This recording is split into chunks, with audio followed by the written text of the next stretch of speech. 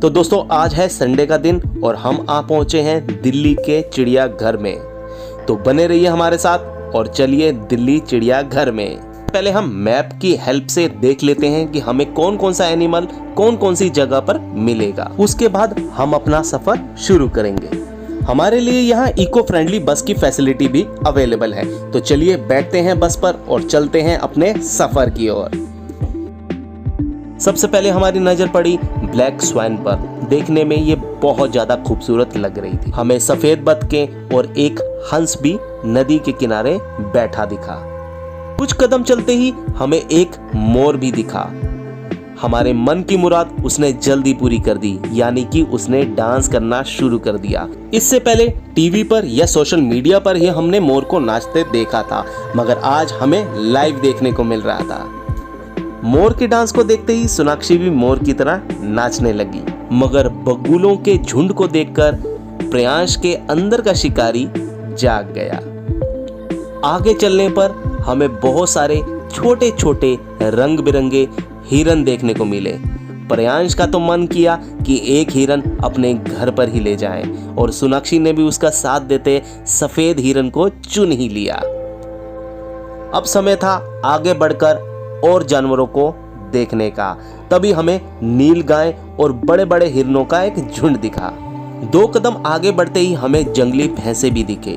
एक भैंसा तो हमें इस तरह से देख रहा था जैसे हम उसे परेशान करने के लिए आ गए हैं। खैर अब समय है आगे बढ़ने का। आगे बढ़ते ही हमें 12 सींगों का एक झुंड दिखा।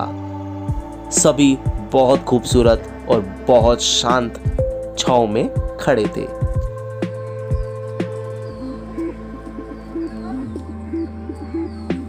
अब समय है आगे बढ़ने का। आगे बढ़ते ही हमें दूर कहीं पानी के अंदर हिप्पो नहाते दिखे, मगर प्रियांश ने ठान लिया था कि उन हिप्पो को पानी से निकालकर अपने पास बुलाने का।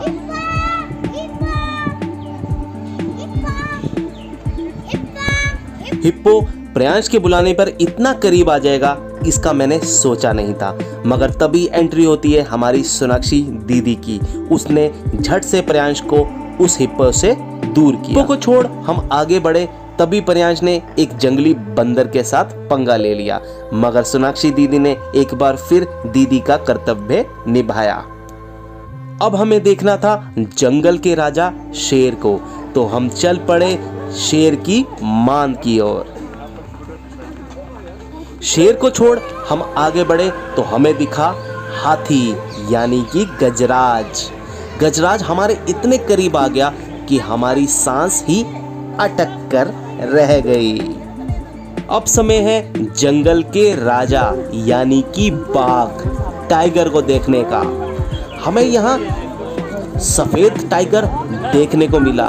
कहा जाता है कि ये बहुत ज़्यादा रेयर होता है और बहुत ही कम देखने को मिलता है। ऐसे देखो, धूप बहुत ज्यादा तेज होने के कारण मुझे लग रहा था इसे भी बहुत गर्मी लग रही है। खैर हम आगे बढ़ चले। चिड़ियाघर घूमते घूमते हमारी पूरी एनर्जी छू हो चुकी थी और प्रियांश तो पूरी तरह से निढाल हो चुका था। अब उससे चला भी नहीं जा रहा था। खैर जैसे तैसे हम उसे आगे ले चले।